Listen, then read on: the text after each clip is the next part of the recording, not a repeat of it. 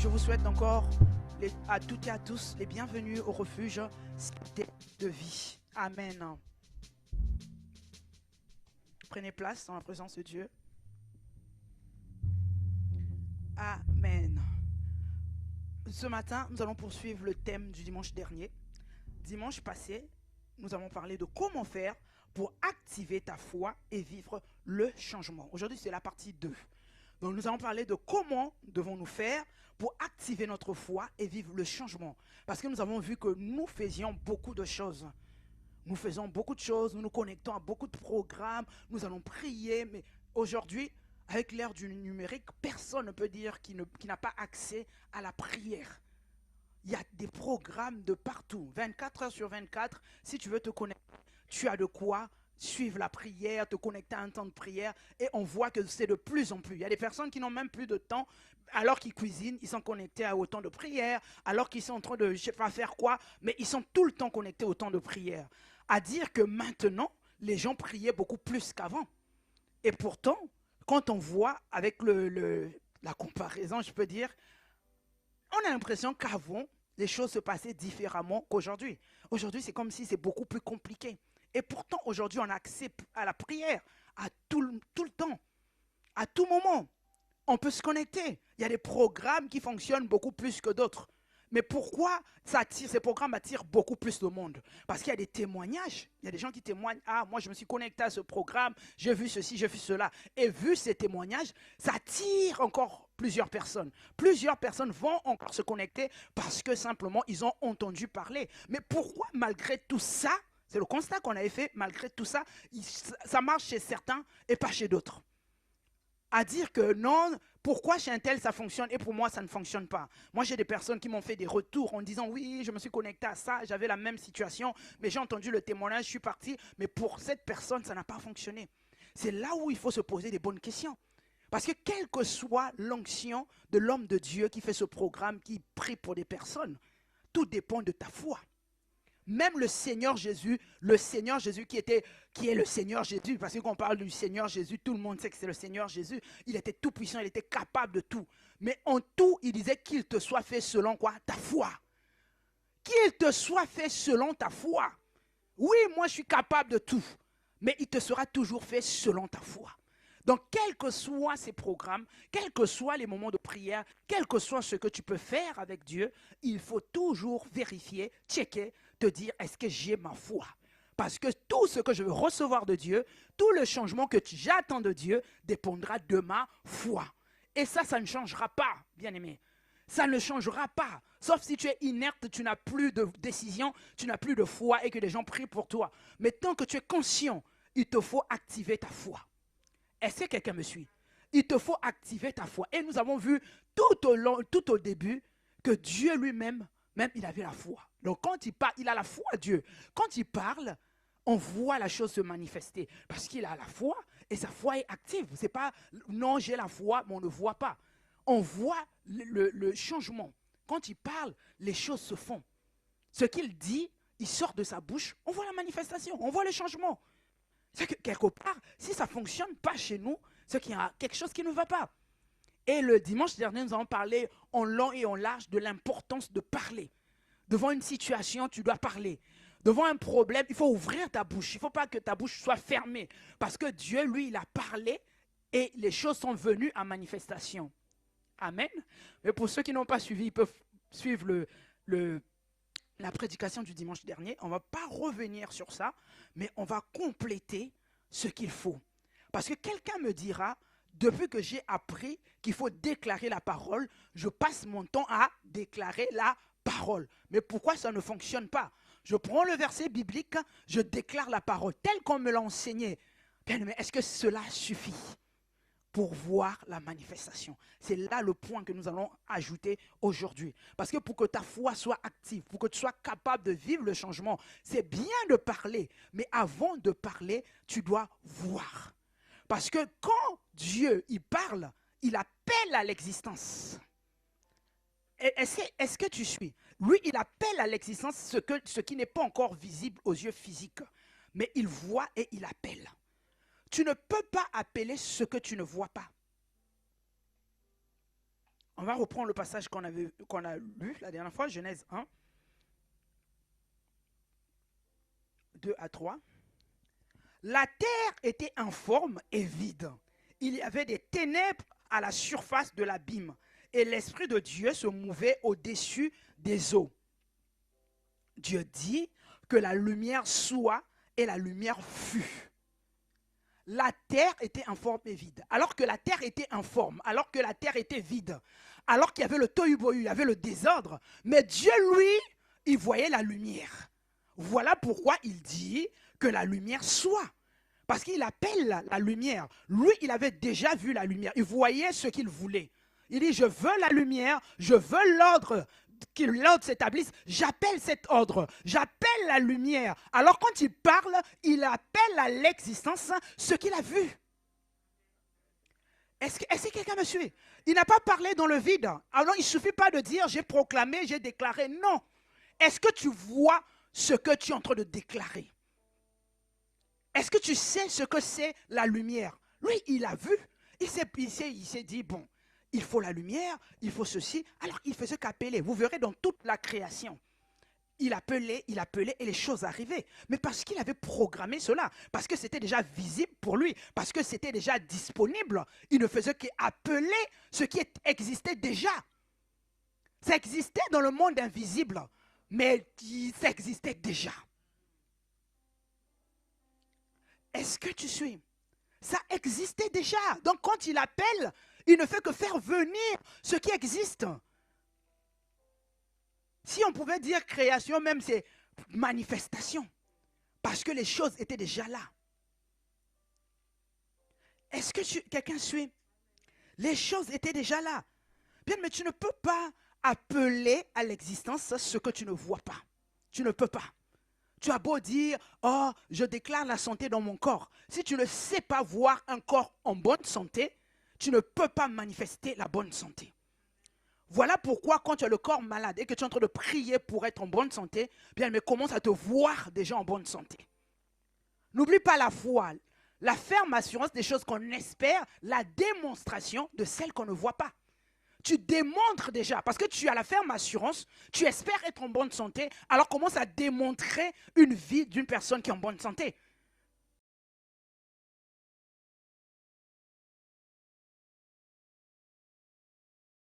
Réel et c'est réel. Je vais faire un témoignage. Un jour, je me sentais tellement mal, j'avais tellement mal à la tête, que je me disais, mais comment je me levais, comment je m'occupais de ça? Je me souviens encore même que les enfants, ils étaient encore même plus petits, mais j'avais un mal de tête, ou même prendre le téléphone pour appeler, je n'avais pas cette force. Tellement mal à la tête. Et on avait appris déjà déclarer la parole et tout. Mais je n'avais même pas la force de déclarer en fait. Mais après, je me suis pris, simplement je commençais à parler au-dedans de moi. Même la voix ne sortait pas très, très forte. Mais je parlais. Mais quelque chose m'a dit, mais tu veux vivre la santé? J'entendais à l'intérieur de moi, lève-toi, vis en bonne santé. J'ai dit, ah, dans cet état-là, vis en bonne santé. Mais dès que je me suis levé, bien aimé, quand j'ai commencé à agir, à faire ce que j'avais à faire, je n'ai même pas compris à quel moment le mal de tête s'était arrêté. Je n'avais même pas, même quand le pasteur arrivait, je lui explique, même moi-même, je n'arrivais pas à réaliser que j'avais si mal et au bout d'un moment, c'est parti.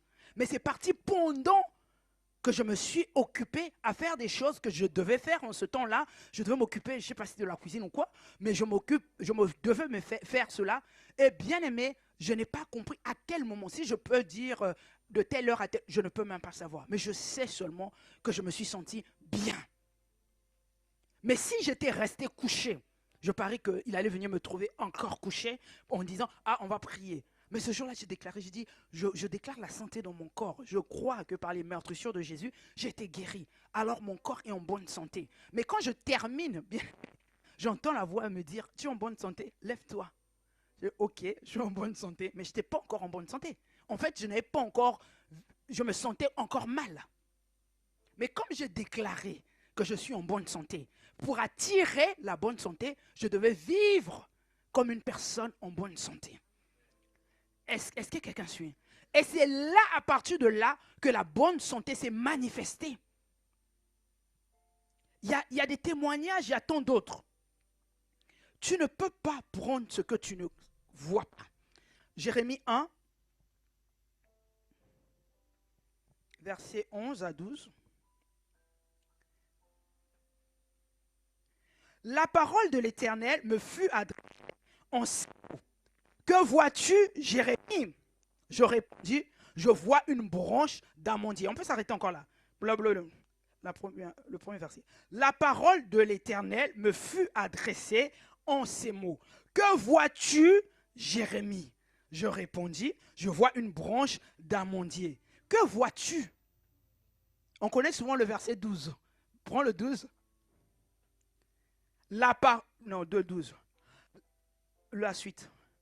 Et l'Éternel me dit, tu as bien vu, car je veille sur ma parole pour l'exécuter. Le premier verset, souvent on l'oublie. On voit juste que Dieu veille sur sa parole. Mais avant de lui parler de ça, avant de confirmer qu'il veille sur sa parole, il a dit, que vois-tu? Est-ce que tu es capable de voir ce que dit ma parole? Est-ce que tu vois? Tu as bien vu, alors je veille sur ma parole pour l'accomplir. Je ne peux pas accomplir ce que tu ne vois pas. Tu dois voir. Parce que ma parole, quand elle sort, il faut voir ce qu'elle véhicule. La parole te transmet une image, te transmet une vie, une information. Tu dois d'abord voir cela. Et moi qui veille sur ma parole, j'accomplis ma parole.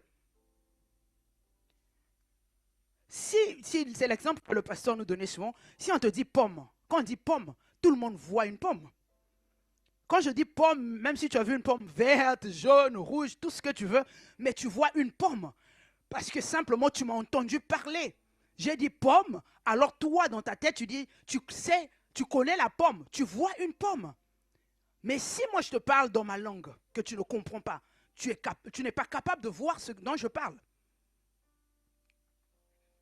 Si tu ne comprends pas comment le langage de Dieu, si tu ne captes pas, tu ne peux pas voir. Tu es capable de voir quand tu comprends. Je peux t'envoyer à la cuisine ici en disant, vas-y, va me chercher une pomme. Tranquillement, avec assurance, tu vas y aller, tu vas me ramener une pomme. Parce que tu as compris et tu vas pour récupérer. Mais si je te parle dans une langue que tu ne comprends pas, même si c'est quelque chose que tu connais, tu vas tourner en disant, mais qu'est-ce qu'elle me demande de prendre? Ça va te prendre plus de temps. Est-ce que tu suis? Tu ne peux pas aller récupérer ce que tu ne vois pas. Parce que je te sors une parole, je te donne un message, mais tu ne vois rien, mais tu ne peux pas aller récupérer. Bien, mais assure-toi quand Dieu te parle que tu vois ce que Dieu est en train de te dire. Parce que tu ne peux pas aller récupérer ce que tu ne vois pas. On nous dit, le pasteur nous a dit, nous parlait souvent du bras qui va récupérer, c'est la foi. Mais pour aller récupérer, bien aimé, tu dois savoir ce que tu vas aller récupérer. Oui, tu as la capacité de récupérer, mais tu récupères quoi? Tu vas récupérer quoi? Est-ce que tu as une vision? Est-ce que tu vois ce que tu veux? Tant que tu ne vois pas, tu as beau déclarer, tu as beau parler, tant qu'il n'y a rien, tu ne vois rien, il n'y a aucune image, tu ne peux pas récupérer. On ne peut récupérer avec le bras qui est la foi que ce qu'on voit.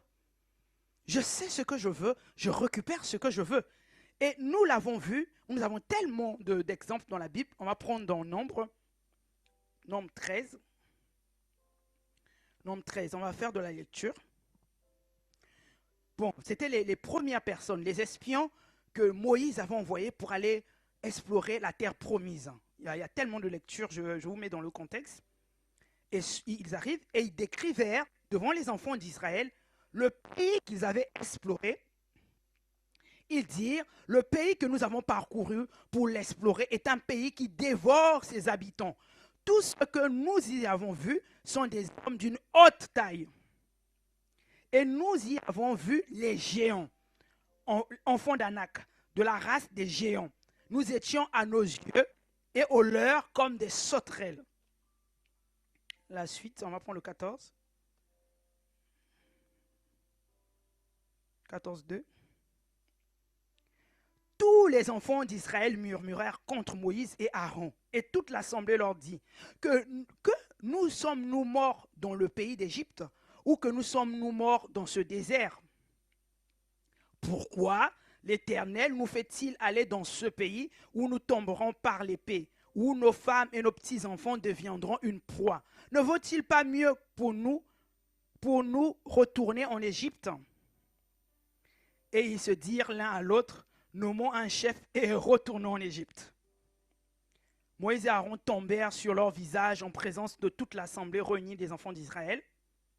Et parmi ceux, suivez très bien, c'est important ça, parmi ceux qui avaient exploré le pays, Josué, fils de Nun, et Caleb, fils de Jephné, déchirèrent leurs vêtements et parlèrent ainsi à toute l'assemblée des enfants d'Israël. Le pays que nous avons parcouru pour l'explorer est un pays très bon, excellent. Et si l'Éternel nous est favorable, il nous mènera dans ce pays et nous le donnera. C'est un pays où coule le lait et le miel. Continue. Jusqu'au 11. Prends 11. Et l'Éternel dit à Moïse, jusqu'à quand ce peuple me méprisera-t-il? Jusqu'à quand ne croira-t-il pas en moi malgré tous les prodiges que j'ai faits au milieu de lui? Bien, mais ils vont explorer le pays que Dieu leur avait promis. Dieu les sort d'Égypte, ils passent par le désert, ils ont vécu tellement de miracles, mais ils arrivent dans ce pays, ils disent que nous étions comme des sauterelles. C'est des pays où il y a des géants. Mais comment Dieu va nous envoyer là-bas? Il vaut mieux qu'on meure en Égypte où on allait même mourir dans le désert. Ils commençaient à douter parce que dans leur vision, ils ont vu qu'ils étaient comme des sauterelles. Ils n'ont vu que des géants. Ils se sont dit, mais ce n'est pas possible, on ne pouvait pas.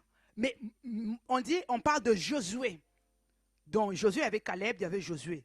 Quand Josué, eux, ils avaient une autre vision. Ils ont dit, si Dieu est favorable, nous est favorable, si Dieu nous emmène jusque là-bas, ce n'est pas à nous de voir autre chose. On doit voir comme Dieu voit. Dieu, en nous emmenant, il dit, il va nous emmener où? À la terre promise. En nous emmenant, il dit que c'est le pays où coule le lait et le miel. Mais pourquoi, moi, j'arrive dans ce pays, j'aurai le regard à voir, ah, nous étions comme des sauterelles. Bien, mais tout se joue à là. Comment te vois-tu? Tu peux vivre une situation, tu peux traverser un problème. Est-ce que te souviens-tu que tu es avec Dieu? C'est Dieu qui t'emmène sur ce chemin. C'est Dieu qui est avec toi. Où tu commences à voir la réalité qui t'entoure. En disant, mais oui, mais si Dieu avait dit... Donc, carrément, la vision était tournée sur ce qui se passait, sur les faits, sur la réalité, et non pas sur ce que Dieu avait dit. Voilà pourquoi à la fin, Dieu dit, oh, mais jusqu'à quand ils vont douter de moi? Avec tout ce que j'ai fait, des prodiges, des signes, des miracles, ils sont encore au point à douter en disant ce pays-là, le pays-là dévore ses habitants, nous étions comme des sauterelles. Heureusement qu'ils n'étaient pas tous pareils. Il y avait Josué, il y avait Caleb.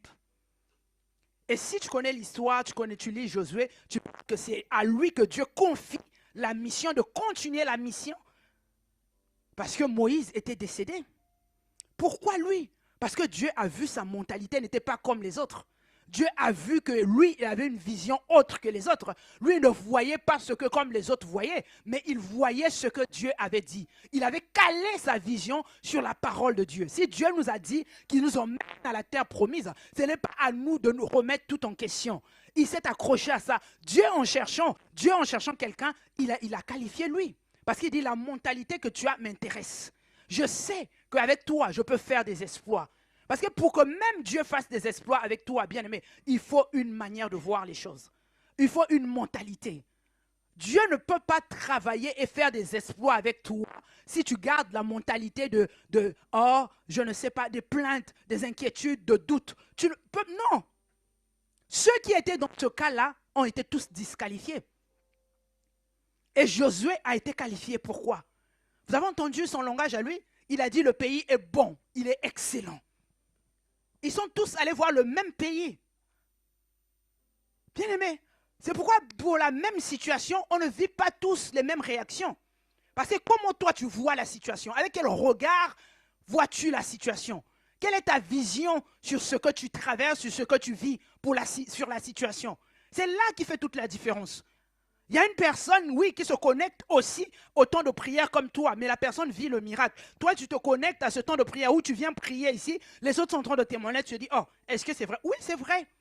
Parce que ces personnes ont dit, Dieu a dit, ils voient ce que Dieu est en train de dire. Ils vont récupérer ce que Dieu a dit dans sa parole. Alors que toi, tu es là en train de réfléchir. Est-ce que c'est vrai? Est-ce que ça marche? Est-ce que... En fait, c'est parce que tu ne vois pas comme Dieu, c'est que ça te disqualifie. En fait, ta foi dépend de ce que tu vois. La foi qui t'emmène à vivre le changement dépend de ce que tu vois. Avant même que tu ouvres la bouche, avant même que tu commences à parler, assure-toi de calmer ta vision à la parole de Dieu. Assure-toi que ce que tu vois là, c'est comme ça que Dieu voit les choses. Assure-toi que ce que tu vois, ce que tu veux. Parce que quoi qu'on dise, quelles que soient les prières que tu peux faire, tant que tu ne vois pas ce que tu attends, tu ne l'auras pas. Il y en a même qui ont l'inverse. Parce qu'au lieu de voir la situation changer, tu te vois encore dans la situation. Mais vu qu'il te sera fait selon ta foi est où? Il y en a qui déplacent leur foi. Au lieu de caler la foi sur ce que Dieu a dit, ils vont caler leur foi sur la réalité qu'ils sont en train de vivre. Bien aimé, ce n'est pas le moment de rester, de t'attarder, de voir ce qui se passe. C'est le moment de dire qu'est-ce que Dieu dit. Et tu commences à regarder ce que Dieu a dit pour que tu attires ce que Dieu te dit. Parce qu'on ne dira jamais assez que nous attirons à nous ce qui fait l'objet de nos pensées dominantes. C'est la loi de l'attraction. Tu vas attirer à toi ce qui fait l'objet de tes pensées dominantes. Si dans ta pensée, au lieu de voir la parole de Dieu, tu vois ta situation, tu ne fais qu'amplifier ta situation, bien aimé. Tu ne fais qu'amplifier, même dans le monde réel. Quand on veut te faire une injection, on veut te faire quelque chose qui peut te faire mal, on te dit déconnecte-toi de là. C'est-à-dire que fais comme si tu ne voyais pas ce qui est en train de se passer. Et le fait que tu te déconnectes de la situation, de la réalité, tu as moins mal. Est-ce que ça ne vous est pas arrivé? On vous dit, ah, on va vous injecter, mais soit retournez-vous, soit faites comme si pensez à autre chose. Il y en a, on va même leur mettre de la musique pour qu'ils soient concentrés sur autre chose. Pourquoi? Parce que dès que tu te déconnectes de la réalité, tu as moins mal. Mais si tu es focalisé sur ce qui se passe, tu es focalisé sur, ah, on va bientôt m'injecter, ah, bientôt on va faire ça, le mal s'amplifie. C'est comme ça. Tu vis une situation, mais ne reste pas là en train de regarder la situation. Combien de temps, dit la Bible, que tu as regardé, tu as tourné autour de la montagne? Combien de temps? À un moment donné, il faut te déconnecter de là et trouver la solution. Mais la solution, c'est dire, qu'est-ce que Dieu a dit? Je vois comme Dieu voit. Et c'est là où tu vas appeler ce que tu veux. Pourtant, tu veux autre chose, mais tu restes voir ce que tu ne veux pas. Et tu proclames la parole. Tant qu'il y a cette contradiction, bien aimé, c'est ce que tu vois qui va arriver. Ce n'est pas ce que tu déclares, mais c'est ce que tu vois. Parce que pour que ce que tu déclares se manifeste, il faut qu'il y ait une harmonie. Il faut que les deux soient en phase entre ce que je vois et ce que je déclare. Tu ne peux pas appeler ce que tu ne vois pas. Amen. Tu ne peux pas. Tu veux un travail. Au lieu de te voir en train de travailler, toi tu te vois, oh, encore le chômage, oh, encore ça ne va pas. Mais en fait, tu amplifies ton état. Vois-toi en train d'aller travailler, si c'est en transport en commun, mais développe cette imagination, je ne sais pas, mais développe cette image. Cale-toi là et commence à attirer. Commence à attirer. Je me vois en train de faire ça, je me vois en train de faire ceci, j'appelle cela. Il faut que ça soit en harmonie. En harmonie. Et oui, en harmonie, on va voir ça il y a des personnes qui l'ont compris et qui ont changé les choses. Déjà, on a vu pour Josué, Josué disait que c'est un pays excellent. Josué, ils sont allés conquérir le pays parce qu'il avait adopté cette vision. Il a dit si Dieu a parlé. Alors, moi, je ne vais pas contredire Dieu. Il a dit que le pays est bon, le pays est excellent. Ce n'est pas à moi de contredire Dieu. Et on voit ce qui s'est passé par la suite. On va encore voir quelqu'un d'autre. 1 Samuel 17, verset 23. Donc, je vais vous mettre dans le contexte. Là, on parlait de Goliath, le Philistin, qui a fait peur à toute l'armée d'Israël et tout. David, le roi David dont nous parlons, il était tout jeune, il ne combattait même pas, il n'était même pas dans l'armée, alors que son père l'appelle pour apporter des vivres à ses frères. On va lire. Tandis qu'il parlait, donc les enfants d'Israël parlaient, avec eux, voici le Philistin de Gath, nommé Goliath, s'avança entre les deux armées, hors des rangs des Philistins. Il tint les mêmes discours que précédemment et David les entendit. On continue. À la vue de cet homme, tous ceux d'Israël s'enfuirent devant lui et furent saisis d'une grande crainte. Chacun disait, avez-vous vu s'avancer cet homme? C'est pour jeter à Israël un défi qu'il sait avancer. Si quelqu'un le tue, le roi le comblera de richesses et lui donnera sa fille et il affranchira la maison de son père en Israël. David, donc le jeune homme, dit aux hommes qui se trouvaient près de lui, que fera-t-on à celui qui tuera ce Philistin et qui ôtera l'opprobre de déçu d'Israël, qui est donc ce Philistin? C'est un circoncis pour insulter l'armée du Dieu vivant. Alors que tout le monde s'inquiétait, alors que tout le monde avait peur du géant de Goliath, le petit David, le jeune David, en ce moment, il était encore tout jeune, il a dit qui il est. C'est un circoncis pour quoi? Pour insulter le Dieu de l'Éternel, donc l'armée de l'Éternel. Il a dit, ben non, il a pris une autre vision. Il n'a pas eu la même vision que les autres. Parce qu'eux, ils avaient déjà peur. Ils se disaient, c'est mort, c'est fini. On ne peut pas. Mais lui, il a eu une autre vision. On le comprend dans 1 Samuel 17. David dit, suivez sa mentalité, vous voyez comment lui voyait les choses. David dit aux Philistins, tu marches contre moi avec l'épée, la lance et le javelot, et moi je marche contre toi au nom de l'Éternel des armées, du Dieu de l'armée d'Israël que tu as insulté. La suite. Aujourd'hui, pas demain, il dit aujourd'hui, l'Éternel te livrera entre mes mains.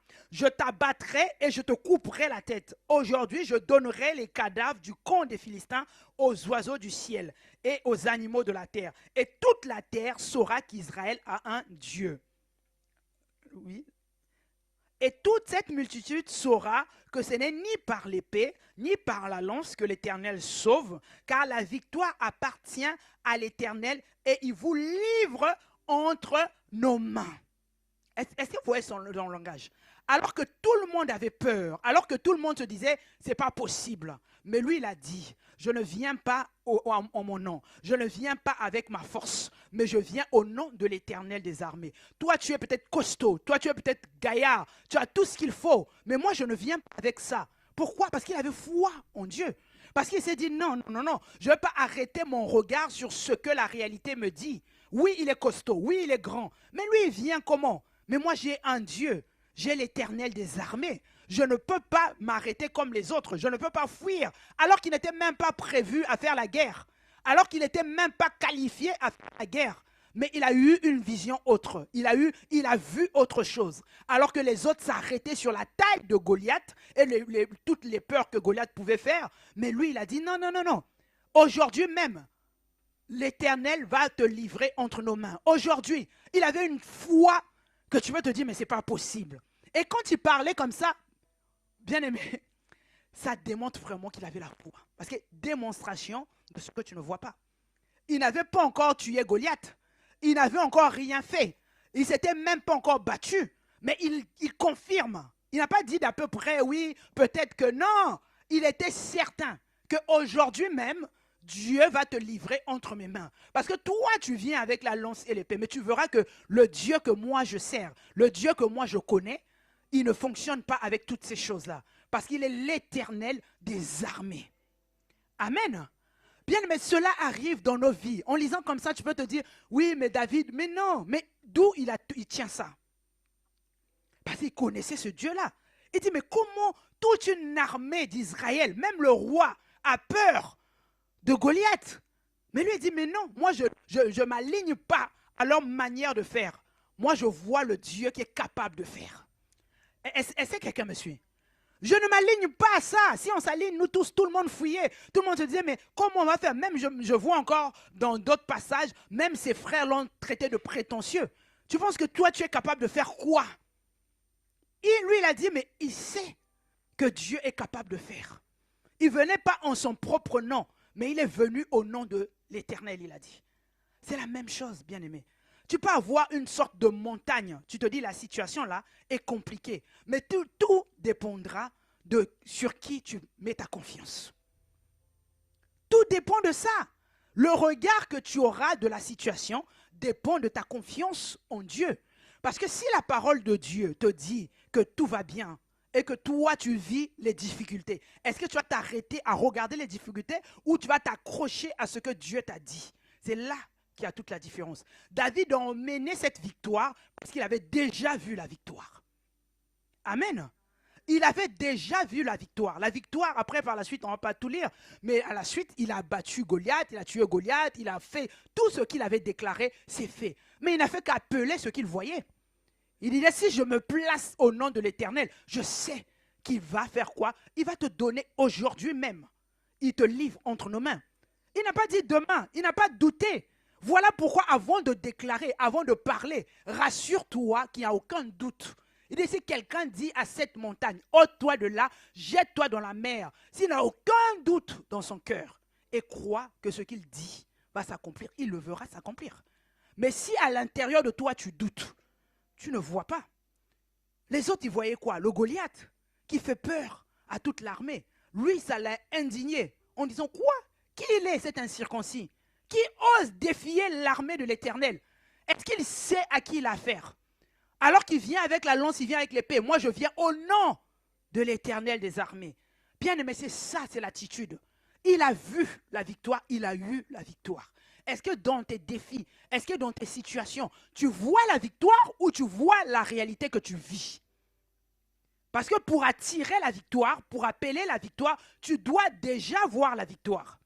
Tu ne peux pas attirer, je le répète encore, tu ne peux pas attirer ce que tu ne vois pas. Tu ne vois pas la victoire. Comment veux-tu appeler la victoire? Développe d'abord ta vision. Dieu a dit, tu auras la victoire dans la situation. Alors développe d'abord la victoire, que tu vois d'abord la victoire. Alors quand tu vas parler, tu feras comme Dieu. Dieu, quand il parle, c'est pour appeler. Hein? Il ne parle pas juste pour parler. Alors toi aussi, pour enfanter ce que tu veux voir, développe déjà, vois ce que tu veux. Parce que malheureusement, il arrive que tu ne veux pas de quelque chose, mais tu t'arrêtes à ça. Tu ne fais que voir ça, mais vois ce que Dieu te dit et commence à développer cette vision. Et quand tu parles, tu attires ce que tu vois. Amen. Juge 6, verset 12. On va parler de Gédéon, un jeune homme, qui, lui, il battait son froment tranquillement. Et là, l'ange de l'Éternel lui apparut et lui dit, l'Éternel est avec toi, comment? Vaillant héros. Ensuite, Gédéon lui dit, ah, mon Seigneur, si l'Éternel est avec nous, pourquoi toutes ces choses nous sont-elles arrivées? Et où sont tous ces prodiges que nos pères nous racontent quand ils disent, l'Éternel nous a-t-il pas fait monter hors d'Égypte? Maintenant, l'Éternel nous abandonne. Il nous livre entre les mains de Madian. L'Éternel se tourna vers lui et dit, va avec cette force que tu as et délivre Israël de la main de Madian. N'est-ce pas moi qui t'envoie? Déjà, Dieu, l'ange arrive, l'appelle comment? Vaillant héros. Mais lui me dit, oh, comment vaillant héros? Avec toutes ces choses-là, vous verrez que lui-même, avant même, il dit, ma famille la plus petite de Manassé, je suis le plus petit. Il se minimise parce qu'il ne se connaissait pas. Mais Dieu l'appelle vaillant héros. Dieu le voit vaillant héros. Mais c'est Dieu qui le connaît. C'est Dieu qui voit la force qu'il a. Il dit, va avec la force que tu as. Pas la force que je vais te donner. La force que tu as. Parce que Dieu a vu en lui la force. Est-ce que tu suis? Dieu a vu en lui la force. Alors que lui, il se disait, je suis le plus petit. Ma famille est la plus pauvre. Je ne peux pas. Il dit, va avec la force. C'est toi qui vas, comment? C'est toi qui vas délivrer ce peuple. Bien aimé, quand Dieu nous parle, des fois nous-mêmes, on te sous-estime. Dieu te dit, va, c'est toi qui vas faire. Tu vas te dire, oh, mais je ne suis pas assez formé, je ne suis pas assez compétent, je ne pense pas ceci, je ne suis pas parfait. Oh, bien aimé, Dieu te dit, va. C'est lui qui te connaît, c'est lui qui t'a créé. On l'a vu pour Jérémie, il dit, avant même que tu sois formé dans le ventre de ta mère, je te connaissais. Alors quand il te demande de faire quelque chose, Il sait qui tu es. Tu ne peux pas te connaître mieux que celui qui t'a créé. Est-ce que quelqu'un me suit? Tu ne peux pas. Parce que oui, nous tous, on a eu ces genres de moments où tu doutes. Il te dit, fais ceci, tu dis, est-ce que tu es sûr? Est-ce que la voix là, c'est bien la voix de Dieu? Oui, c'est la voix de Dieu. Lève-toi, fais ce que Dieu te demande de faire. Amen. Ce n'est pas à toi de lui dire, de lui expliquer qui tu es. C'est à lui de te dire qui tu es. C'est lui qui sait que la force est en toi. Alors que quand il dit, va avec la force que tu as, tu te retournes, tu dis, mais c'est quelle force? Il cherche. C'est à qui il parle? Oui, à toi. Va avec la force que tu as. Pas avec la force que je vais te donner, mais ce que tu possèdes, ce que tu as déjà. Comment te vois-tu? Comme Gédéon, il se voyait tout petit. Comme Gédéon, il se disait, mais pourquoi toutes ces choses nous arrivent? Nous aussi, dans notre vie, dans notre marche avec Dieu, il nous arrive des moments comme ça. Les choses deviennent compliquées, où tu as l'impression que rien ne fonctionne. Tu fais comme les autres. Pour les autres, ça marche, mais pour toi, ça ne marche pas. Tu arrives comme si tu as l'impression que ta vie tournait en rond. Tu stagnes, tu n'évolues plus. Tu dis, mais qu'est-ce qui ne va pas? Tu commences à t'inquiéter en disant, est-ce que Dieu est avec moi? Est-ce que Dieu est avec nous? Parce que si Dieu était avec nous, bien aimé, Gédéon a eu la même chose. Il a dit, toutes ces choses nous arrivent. Pourquoi? Si Dieu était avec nous. Oh, il t'est peut-être arrivé de dire, si Dieu était avec nous, pourquoi tout ça nous est arrivé? Oui, Dieu est là, mais les choses arrivent. Parce que Dieu sait ce qu'il fait. Amen. C'est là qu'on te dit toutes choses concourent pour le bien de ceux qui aiment Dieu. Pour certaines personnes, c'est qu'une parole. Mais pour moi, je sais que c'est la vérité. Parce qu'il y a des choses que tu ne vas pas peut-être comprendre tout de suite. Mais ce qui est sûr, si tu aimes Dieu, ce que tu dois checker, c'est seulement si tu aimes Dieu. Parce que si je n'aime pas Dieu, ne prends pas ça pour toi. Mais si tu aimes Dieu, si tu es convaincu que tu aimes Dieu, tu sais que tu aimes Dieu, dis-toi que ces choses-là vont participer à ton bien. Il sait ce qu'il fait. Là, il dit, va avec la force que tu as. Dieu peut te dire, continue la route, continue le chemin. Tu dis, non, ici c'est compliqué. Non, il dit, lève-toi, continue. Tu es peut-être dans l'incompréhension, mais il dit, avec la force que tu as. Il y a des personnes, ils font, tu es loin dans la démarche, tu es dans un projet, tu es bien avancé. Mais comme tu connais les défis, tu es en train de rencontrer un peu les challenges, tu veux tout arrêter. Qui t'a dit d'arrêter? C'est parce que tu rencontres les défis, c'est parce que tu rencontres les situations que tu dois arrêter? Non. Si tu as entendu Dieu te dire, vas-y, tu le fais, tu le fais. Il dit qu'il a des projets de paix et non de malheur. Bien-aimé, tu vas continuer à voir les projets de paix. Tu vas continuer à voir les projets de bonheur. Tu ne vas pas t'arrêter sur la situation que tu traverses. Tu ne vas pas t'arrêter sur la réalité que tu vis. Mais tu dis non, il a dit qu'il a des projets de paix. Mais avant d'appeler les projets de paix dont tu as besoin, tu dois développer d'abord les projets de paix. Tu dois caler ta vision à la parole de Dieu. C'est ça. Tu ne peux pas appeler si tu ne vois rien. Tu veux activer ta foi, tu veux vivre le changement, bien aimé, développe la vision. Développe la vision de voir comme Dieu avant de déclarer la parole de Dieu. Et tu verras que ta foi sera une foi agissante. Quand tu vas parler, les choses vont se manifester. Parce que les choses, tu les vois et tu les appelles par la parole qui sort de ta bouche. Dieu a mis sa parole dans ta bouche. Mais quand il a mis cette parole, il te demande, vois. Que vois-tu? Oui, je suis le Dieu qui guérit. Est-ce que tu vois véritablement la santé? Oui. Alors déclare la santé.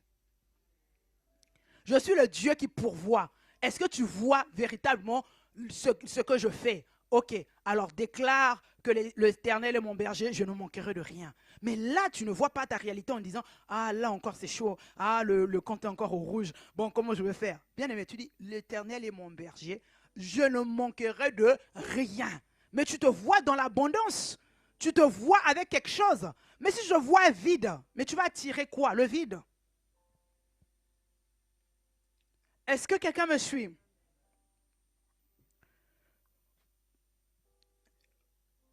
On va lire dans 2 Rois 4.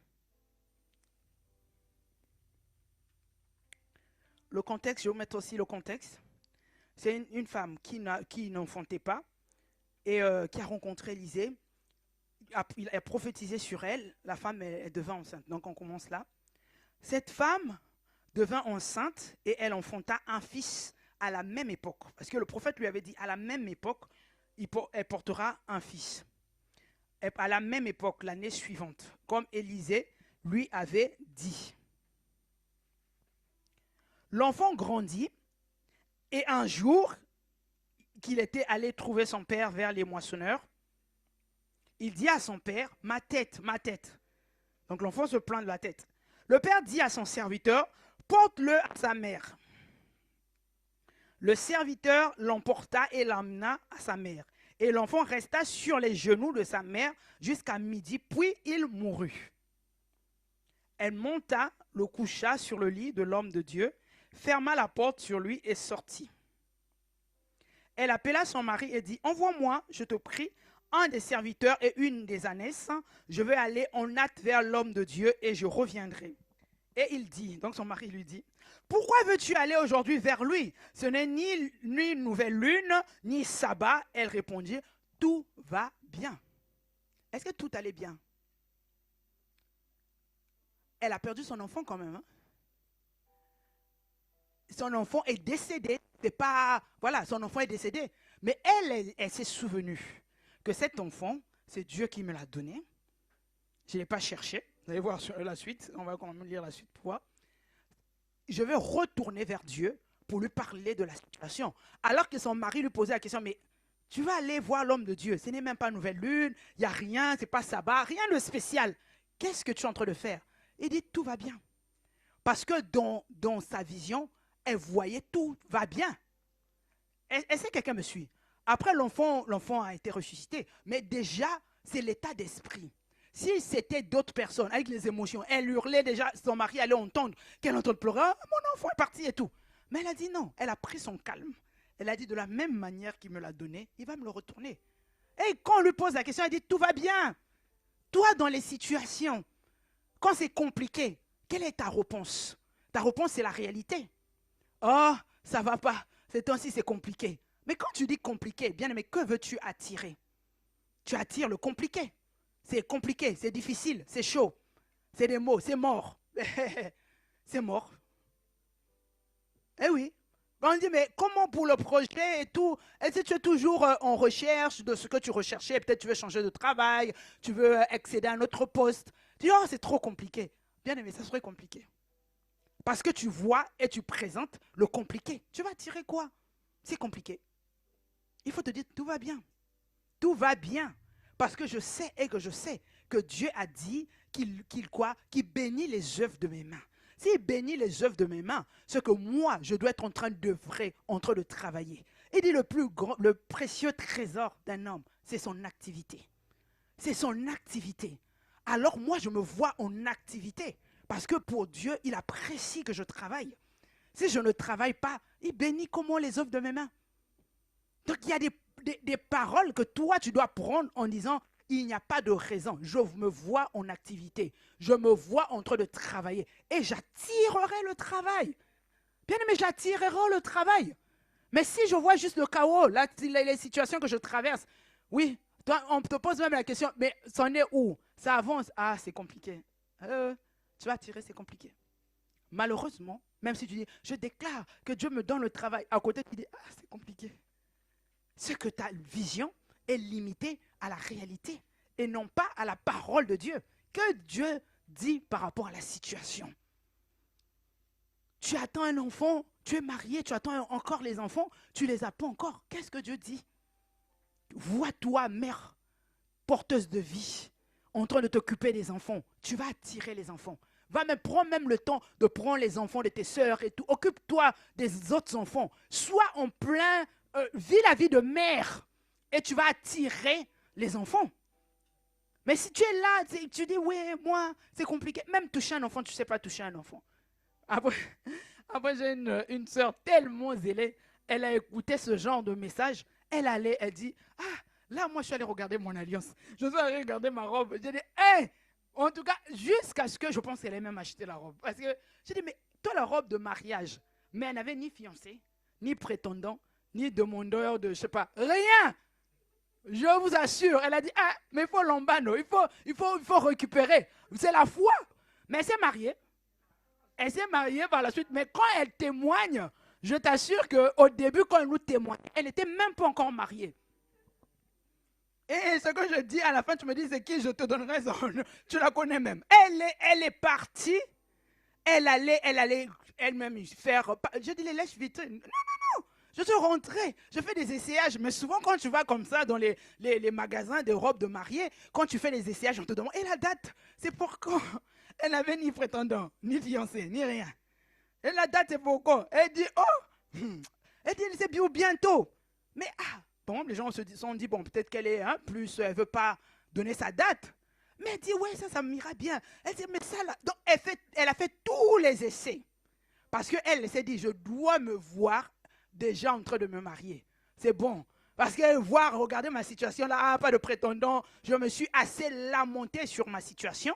Ça n'a pas changé. Alors que j'ai compris que je dois voir comme Dieu voit. Dieu me voit qu'il n'est pas bon que l'homme soit seul. Dieu me voit à côté de quelqu'un dont je serai aide. Alors je suis aide d'une personne. Je vais déjà aller voir les robes, je vais aller voir les alliances. Je vous assure qu'après, elle m'a même dit ce qu'elle a dû choisir. Je pense qu'elle a pris la même chose pendant son mariage. Je vous assure qu'il y a des fois où il faut poser des actes de foi. Il faut poser des actes de foi. Il faut se dire, bon, oui, parce qu'il y en a, ils sont calmes. Ce dont tu ne penses pas, tu ne vois pas, tu ne l'attires pas. Ah oui, parce qu'il y en a, oh, je n'y pense même pas encore. Tu as l'âge de te marier. Ok, tu as ce qu'il faut, tu es prête. Mais tu ne penses pas mariage. Je te dis, le jour où ça arrive, mais tu ne peux pas attirer ce que tu ne vois pas, bien-aimé. Est-ce que tu te vois marié ou tu n'as jamais même pensé? Tu penses juste au copinage, ceci. Non. Est-ce que tu t'es déjà vu épouse de quelqu'un, honorée par les gens? Toi aussi, tu mets les statuts, ah, je suis marié et tout. Tu t'es déjà vu ça? Ou juste des relations un peu floues? Il faut te voir comme ça. Il faut te voir être honoré, te voir être marié. Tu n'as pas encore vécu une chose. Mais qu'est-ce que Dieu dit? Qu'est-ce que tu attends? Les conflits, alors que Dieu te dit, je vous donne la paix. Je vous donne ma paix. Je vous laisse ma paix. Bien, mais tu connais une famille en paix. Des gens qui sont en paix. Alors vois ta famille. Alors que tu es en train de déclarer la paix dans ta famille, vois ta famille en paix. Il faut voir. Il faut voir. Il y a des situations qui ne vont être décomptées que quand tu vas développer la vision alignée à la parole de Dieu. Ne regarde pas au manque, mais aligne ta vision à la parole de Dieu et déclare la parole de Dieu. Ne t'accroche pas à ce que tu ne veux plus. Accroche-toi à ce que Dieu dit. Arrête des situations où un tel a vécu ça dans ma famille. Et où est ton problème? Tu as coupé les liens, mais tu continues à voir les faits. Tu continues à t'accrocher aux faits en disant, de toute ma famille, personne n'a fait ceci, personne. Tu seras la première personne. Même si personne n'a jamais eu ceci, jamais fait ça. Mais toi, tu es enfant de Dieu. Qu'est-ce que Dieu dit te concernant? Arrête de regarder à la réalité. Sinon, tu attires la réalité. Et pourtant, tu ne veux pas de cette réalité. Regarde la parole de Dieu. On va bientôt finir. On va prendre Marc 5, 35. Comment le Seigneur Jésus lui-même, il voyait. Parce que tout ce qu'il fait, comme il a dit, tout ce qu'il fait, il a vu faire le Père. Même le Seigneur Jésus lui-même, il avait une vision différente de la réalité. Pour qu'il appelle le changement, il fallait qu'il le voie différemment de la réalité. Bon, comme il parlait, il y avait un maître qui était venu voir le Seigneur Jésus pour lui parler de la maladie de sa fille. Et comme il parlait encore, survinrent de chez le chef de la synagogue des gens qui dirent, ta fille est morte, pourquoi importuner davantage le maître? Ta fille est décédée. Tu es venu voir le maître parce que tu voulais que le maître aille prier pour ta fille et que ta fille soit guérie. Mais aujourd'hui, là, arrête de l'importuner. Pas la peine, ta fille est décédée. La suite. Mais Jésus, sans tenir compte de ces paroles, dit au chef de la synagogue, ne crains pas, crois seulement. Bien aimé, il y a des paroles que tu vas entendre qui vont contredire la parole de Dieu. Tu arrives voir un médecin, il te sort des choses du genre, surtout aujourd'hui là, non, c'est fibrome, ceci, cela, vous vraiment, c'est à côté de l'utérus, ça serait difficile pour vous d'avoir les enfants. Est-ce que tu tiens compte de ces paroles ou de la parole de Dieu? Et là, le Seigneur Jésus dit, ils ont dit que ta fille est décédée, mais toi, fais quoi? Le Seigneur n'a pas tenu compte de ces paroles. Tu n'as pas besoin de tenir compte des verdicts des médecins. Tu n'as pas besoin de tenir compte de ce que les hommes racontent. Oui, c'est compliqué quand on atteint cet âge pour trouver un mari ou trouver... Peu importe, qu'est-ce que Dieu dit? La saison est passée, ça c'est selon les hommes. Ça c'est les normes des hommes. Le médecin dit la maladie est incurable, ça c'est le médecin. Est-ce que toi tu tiens compte de la parole du médecin, des paroles des hommes ou de ce que Dieu dit? Le Seigneur Jésus, lui, n'a pas tenu compte de ces paroles. On continue la suite. Et il ne permit à personne de l'accompagner, si ce n'est à Pierre, Jacques et à Jean, frère de Jacques. Même ça là, non, ce n'est pas par hasard. Il s'est dit, bon, je ne veux pas aller avec des personnes qui ont des mentalités de fétistes, des personnes qui ne voient pas comme moi. Je dois être accompagné des personnes qui ont la même mentalité que moi, ceux qui voient comme moi. Parce que ceux-là, c'est ça aussi, hein, quand tu dans ta vie là, il faut faire attention à qui t'accompagne. Les personnes qui t'accompagnent, ils sont tout le temps entre eux. Ah, c'est compliqué. Ah, vraiment, c'est dur. Non. Dis non. L'influence là n'est pas bonne. Il faut aussi, les mauvaises compagnies comme les bonnes mœurs. Ce n'est pas que dans les actions, même dans la manière de penser. Tu as une autre mentalité. Tu vois les choses comme Dieu voit. Tu as ta foi motivée, activée et tout. Mais tu fréquentes des personnes qui sont tout le temps dans la rébellion, dans les inquiétudes, dans ceci, ça ne va pas, des plaintes et tout ça. Et toi aussi, tu te retrouves en train de penser comme cette personne. Pourtant, tu n'avais pas choisi. Pourtant, tu n'avais pas voulu. Vous verrez souvent, les gens sont influencés. Eh oui, parce qu'à la base, tu ne pensais pas comme ça. Au départ, tu étais une bonne personne, tu avais un bon cœur, tu étais dans l'honneur, tu étais dans le respect des autorités. Mais tu es tout le temps avec un ami qui est là. Ah non, moi, pourquoi ils font ça? Tout le temps dans la rébellion. Toi, si tu commences à penser comme ça, tu dis, oh, mais hier, je ne pensais pas comme ça. Mais pourquoi je me rebelle? Ah oui, tu as été influencé. Donc, quand on veut faire un acte de foi, quand on veut avancer pour avoir ce qu'on attend de Dieu, il faut faire attention à son entourage. Il faut faire attention qui t'entoure. Qui t'entoure? Moi, un témoignage encore à vous donner. On était encore étudiants, nous étions étudiants dans une autre ville de la France. C'était pas facile, c'était compliqué, ma soeur et moi. On traversait des moments assez difficiles. Mais on est chrétiens, hein, on priait, on allait à l'église et tout. Une fois, on reçoit un frère. Le frère, il vient nous voir, c'était bon, juste saluer, il passait peut-être par là et tout. Mais ce frère-là, il ne sait pas peut-être jusqu'aujourd'hui, mais comment il avait boosté, surtout moi, ma foi. Après, ma soeur, je sais pas, bon, on en avait parlé, même elle. Il est venu, il nous a donné ses témoignages. En fait, juste l'échange qu'on a eu ensemble. Il n'était pas venu prêcher, il n'était pas venu avec une Bible, il n'était pas venu exhorter. C'était même pas un frère qui exhortait ou quoi, c'était même pas un pasteur. Un frère lambda dans l'église. Mais il parlait de ses témoignages. Donc, en fait, de ce qu'il a vécu avec Dieu par la foi. Donc, il racontait, j'avais telle situation, après nous avons prié, Dieu a fait ça. Nous, on était ce moment-là. Et puis bon, il faut dire qu'on était encore bien débutantes dans la foi aussi. On venait du Sénégal, c'était tout au début, là. Voilà, on était vraiment encore bébé spirituel, on se cherchait, mais on espérait en Dieu. On croyait. Mais sa foi nous a tellement boosté en disant, mais s'il a fait avec lui, si lui, il est passé par tout ça, parce que lui aussi, il a été étudiant, donc il raconte un peu son passé, son vécu et tout. Il avait boosté notre foi d'une manière. Et au sortir, donc, quand le frère est parti, on a échangé avec ma soeur. On dit, mais franchement, non, on ne faisait que parler de ça. On ne faisait que parler de ça. Mais je vous assure que nous n'étions plus là où nous étions grâce à ce frère. Dieu l'a utilisé pour nous sortir du doute, de l'inquiétude, des questionnements en disant, est-ce que, surtout quand on vient étudiant, de fois on se pose des questions en disant, est-ce que c'était vraiment là ma terre promise? Est-ce que c'est vraiment là Dieu voulait que je vienne? Est-ce que ma réussite dépendrait de... On se pose des questions, on est comme au tournant de sa vie, parce que les choses commencent à être compliquées. Tu commences à te poser des questions, comme les enfants d'Israël ont dit, est-ce qu'il ne valait pas la peine que je retourne en Égypte? Nous aussi on pouvait se dire, mais est-ce que c'est pas mieux de finir, d'aller travailler au pays là-bas? Peut-être que oui.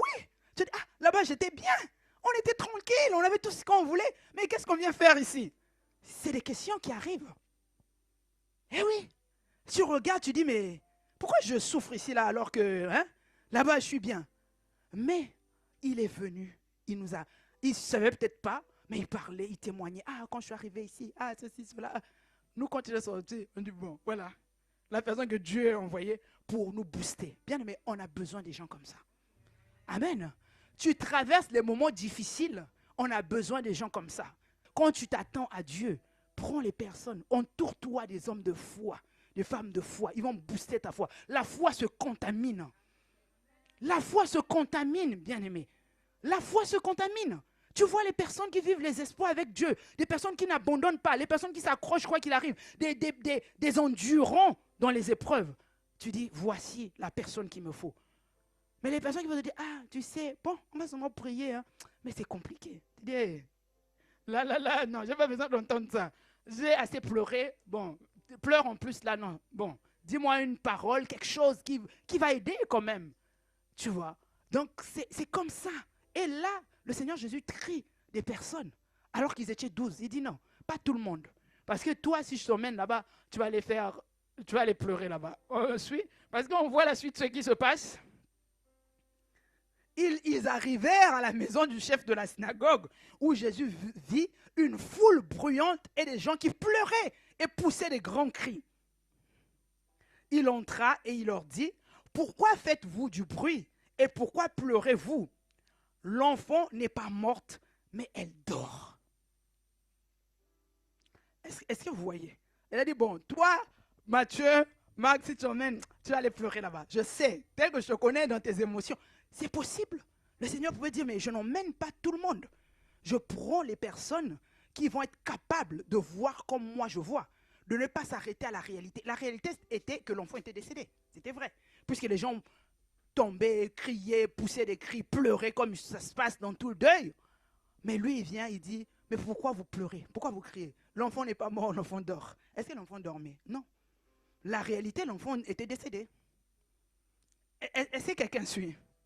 Pour dire que Dieu n'a pas le même regard que la réalité. Il ne s'est pas arrêté à la réalité en disant, ah, comme l'enfant est mort, bon, pleurons seulement. Parce qu'il sait ce qui allait se passer. Il a vu l'enfant vivant. Parce qu'avant d'appeler cet enfant à la vie, il fallait qu'il voie déjà que l'État, ici, il avait déclaré lui aussi mort dans sa vision. Ça restait comme ça. Dans sa vision, il a dit, il dort. Parce que quelqu'un qui dort à la vie, est-ce que quelqu'un me suit? La personne qui dort a encore la vie. Donc il dit, moi je sais que je vais appeler la vie, mais je dois voir la vie. Je veux la vie, je vois la vie, alors j'appelle la vie pour que la vie arrive. Pour que la vie arrive, bien aimé, tu dois voir la vie. Quand on dit l'enfant dort, c'est que lui, il ne voit pas la mort, mais il voit la vie.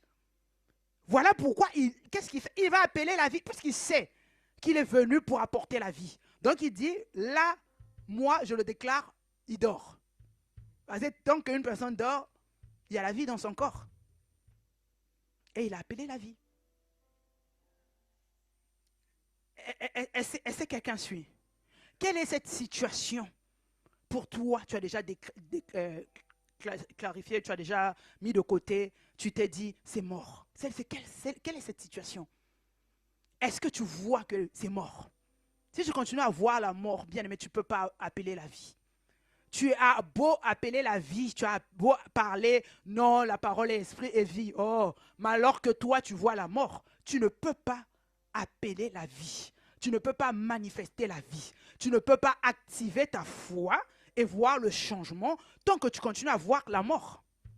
Tant que tu es en train de voir que non, la situation, c'est mort. C'est le mot que les gens aiment ici. Hein. C'est maintenant un langage courant que les gens banalisent. Mais il ne faut pas banaliser. Les mots ont leur poids. Les mots ont un sens. Ça véhicule une image. Quand tu dis c'est mort, c'est que tu vois ça enterré. C'est fini. C'est que pour toi, c'est classé, terminé. Il n'y a plus rien à faire. Mais quand tu dis non, tout va bien.